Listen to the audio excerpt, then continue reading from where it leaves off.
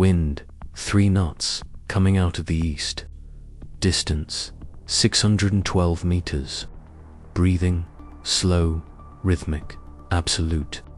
Through the circular, glass-enclosed world of a high-powered optic.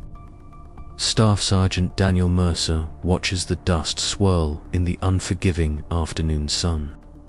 Everything outside this scope is irrelevant. The ruined city block, the oppressive heat baking the concrete, the sweat pooling beneath the rim of his helmet. All of it fades into a dull hum, replaced by the sharp, hyper-focused reality of the crosshairs. Centered perfectly in that reticle is a second-story window. And standing in that window is a man. Not just any man. A high-value target. An insurgent architect responsible for the ghosts of a dozen blown-out vehicles scattered across this fractured country. Down below, snaking its way through the narrow, debris-choked streets, is an armored convoy. 7 vehicles. Over 24 lives. They are exposed, vulnerable, crawling through the concrete canyon directly beneath the target's overwatch. Beside Mercer, his spotter, Miller, speaks in a voice no louder than a dying breath. Target acquired. Positive ID, wind holds steady at 3. Send it when ready.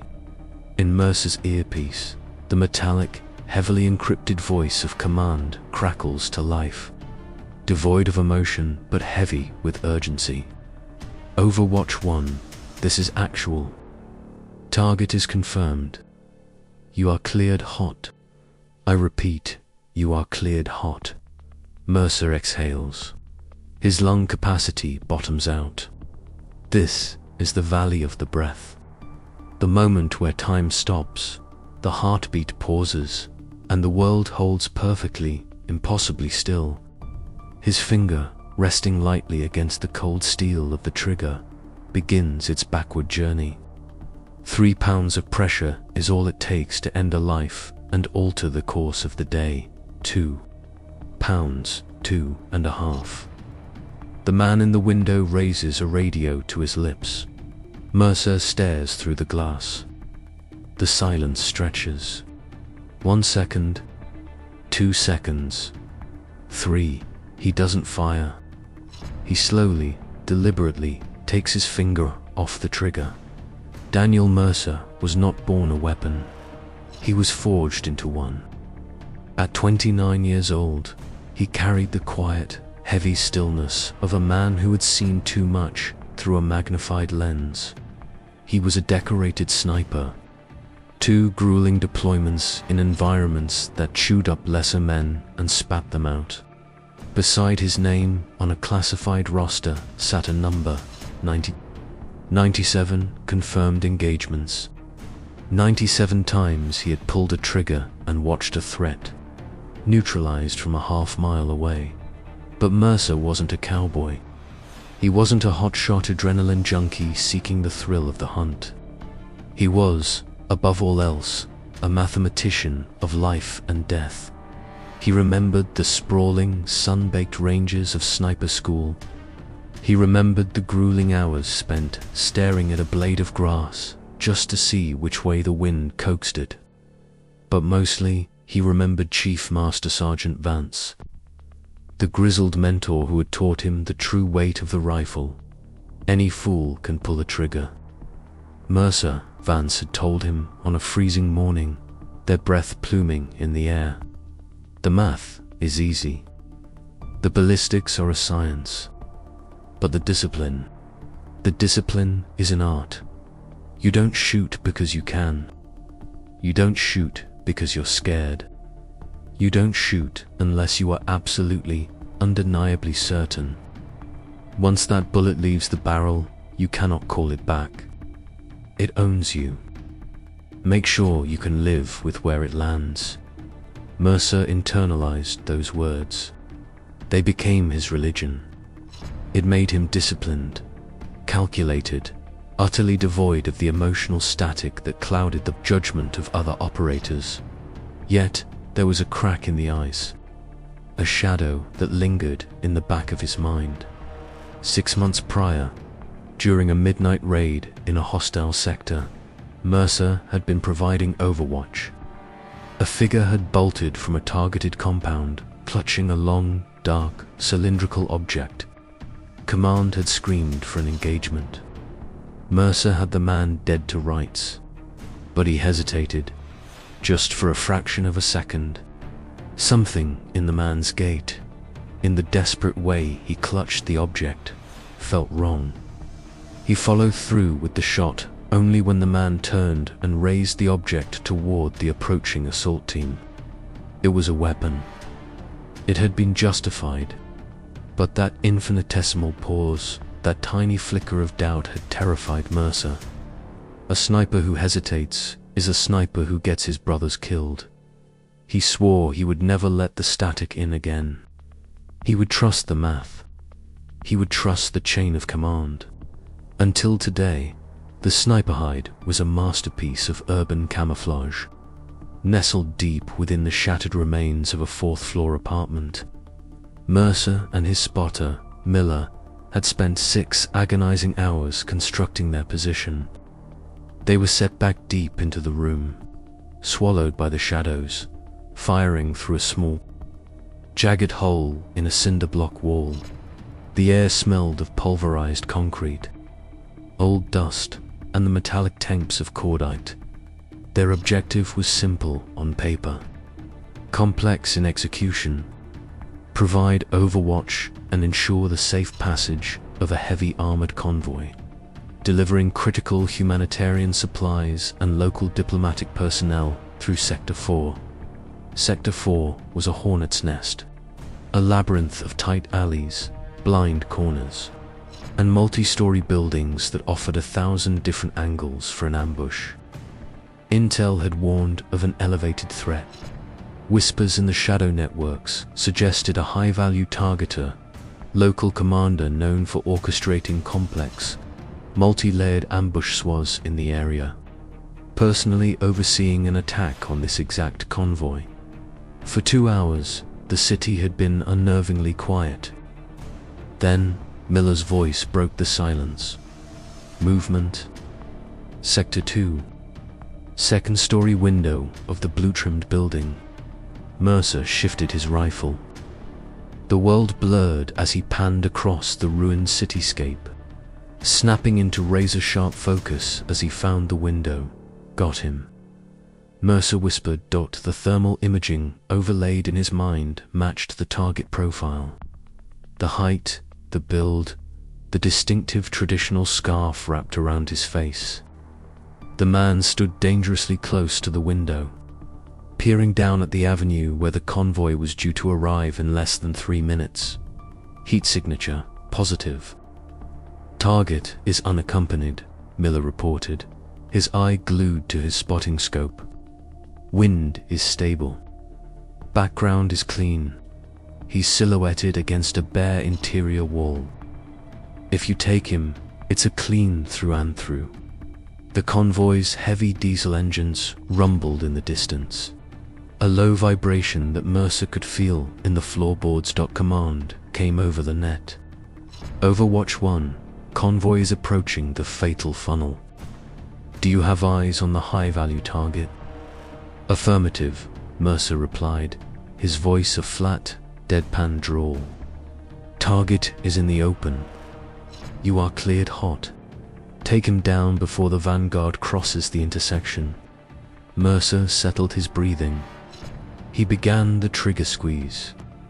The crosshairs rested perfectly on the center of the man's chest, rising and falling with Mercer's own controlled heartbeat, and then a shadow flickered in the background of the room. Mercer stopped. A small figure stepped out of the gloom of the apartment's interior and into the harsh sunlight streaming through the window. It was a child. A boy, no older than 7 or 8. He walked directly up to the man, standing slightly in front of him. The man did not push the boy away. He did not move back into the shadows. He simply stood there, his hand resting on the boy's shoulder. looking down at the street. "Abort," Mercer hissed, pulling his finger completely outside the trigger guard. "I have a non-combatant in the line of fire." Miller squinted through the spotting scope. "Confirmed. Small child. Target is using him as a shield." The radio crackled.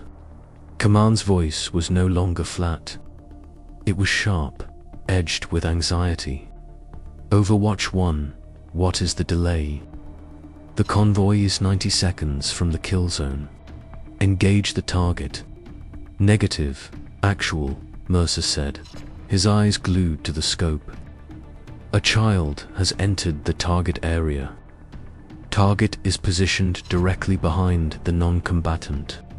If I fire, the overpenetration is a guaranteed collateral." "Mercer, listen to me," Command snapped. "If that man coordinates an IED strike, we lose 3 vehicles. That's 12 men. Take the shot. We cannot lose that convoy. The collateral is acceptable under the rules of engagement for this target." "That is an order." The heartbeat in Mercer's ears grew louder. He recalculated the ballistics. His rifle fired a heavy, match-grade armor-piercing round. Even if he aimed high, trying to catch the man's head over the boy's shoulder, the ballistic shockwave alone could cause catastrophic injury to the child. If the man flinched, if the wind shifted, if the bullet fragmented on a piece of unseen window glass, he would kill a 7-year-old boy.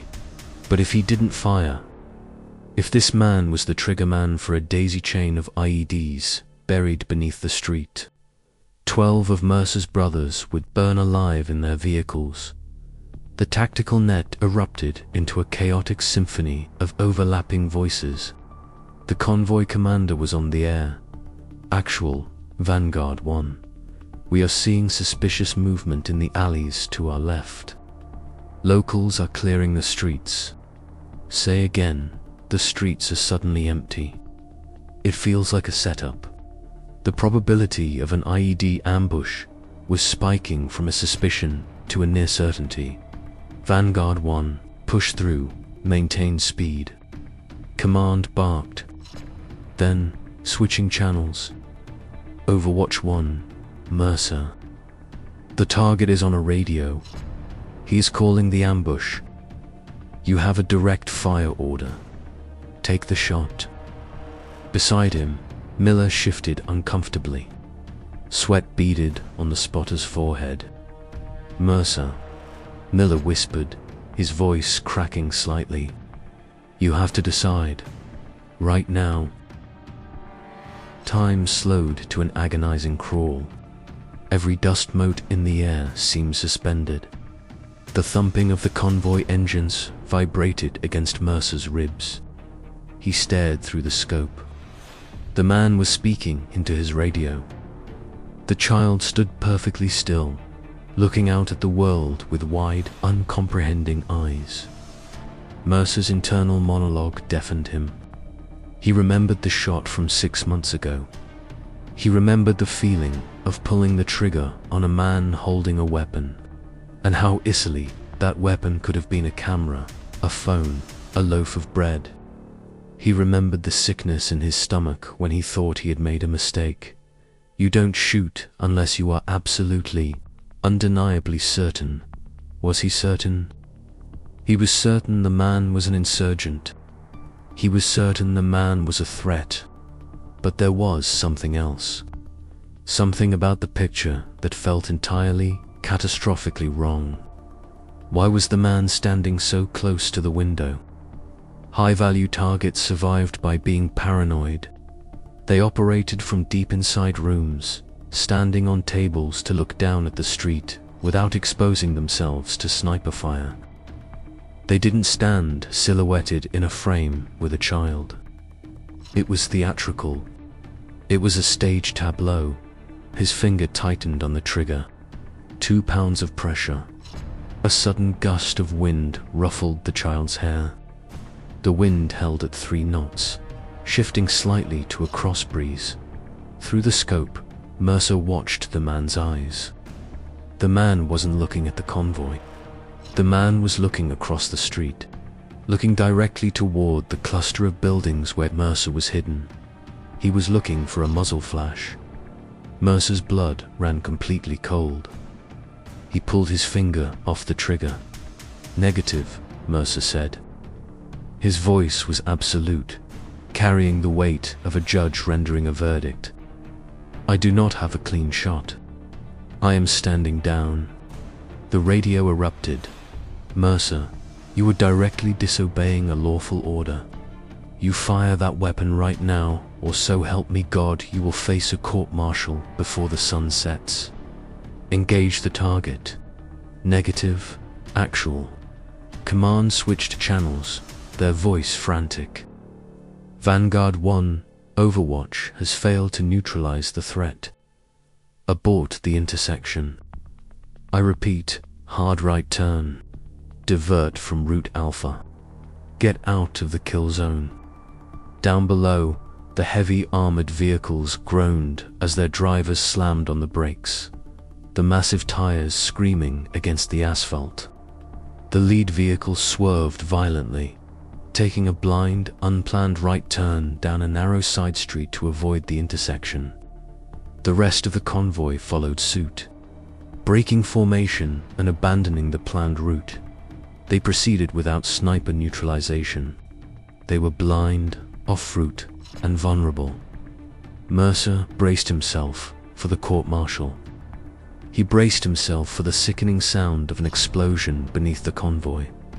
Moments later, the world tore apart. A deafening, earth-shattering explosion rocked the city block. The shockwave blew the dust backward into the sniper hide, knocking Miller against the wall. But the explosion didn't come from the street below.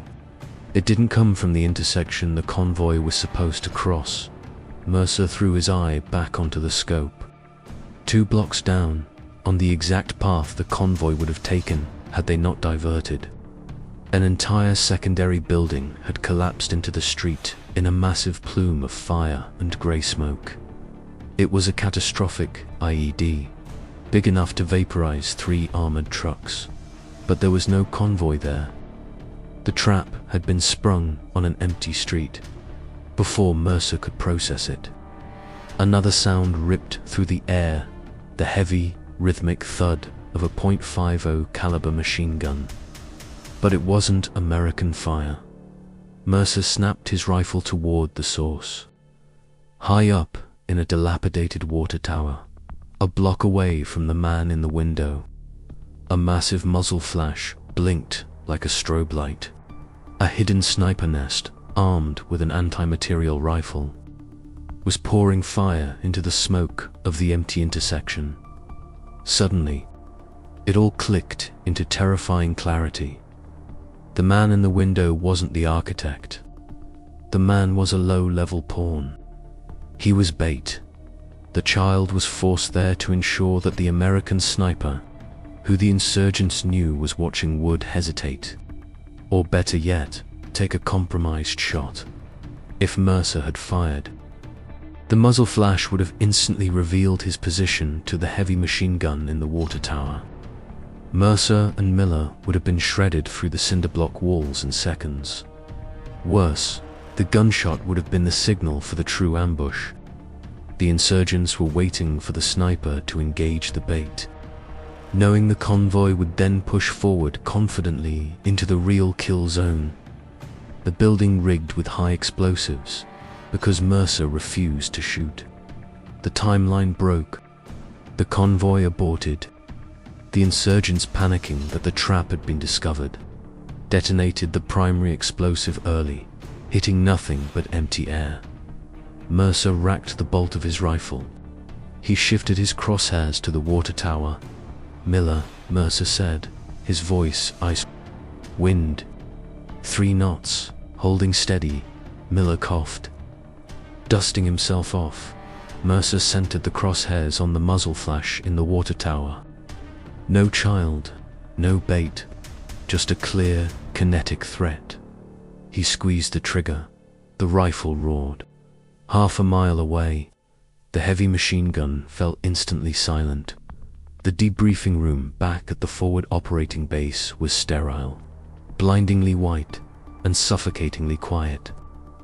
Mercer sat rigid in a metal folding chair. Across the table sat the battalion commander, a man whose face was etched with permanent exhaustion, and a military lawyer taking meticulous notes. The threat of a court-martial hung heavy in the room. Disobeying a direct fire order during a combat operation was an offense that ended careers, and often resulted in Leavenworth. The commander stared at a small television monitor in the corner. He pressed a button on a remote. On the screen, the drone footage played out in high-definition black and white thermal imagery. It showed the man in the window, the child, the empty intersection, the convoy violently turning away, and then the massive heat bloom of the explosion 2 blocks down. The commander paused the footage. He reviewed the accompanying intelligence reports spread across the table. Signals intelligence confirmed it. The man in the window had been chattering on an open, unencrypted radio frequency, practically begging to be heard. He was entirely expendable. A sacrificial lamb meant to draw the Americans' eyes and bullets. The true ambush had been a masterpiece of insurgent strategy. Positioned to strike only after the sniper engagement gave the green light by refusing a direct order. Staff Sergeant Daniel Mercer had caused the enemy to panic. He had forced them to detonate early. He had saved the lives of 14 men in that convoy, plus his spotter, plus himself. The military lawyer cleared his throat, looking down at his legal pad. "Technically, sir, the rules of engagement dictated." The commander raised a single hand, silencing the lawyer instantly.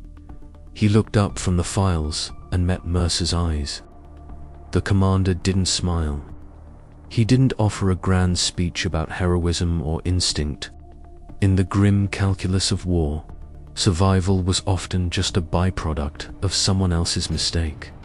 But the commander slowly closed the file folder. He slid it across the table, picked up a heavy black stamp, and firmly pressed the word classified across the front.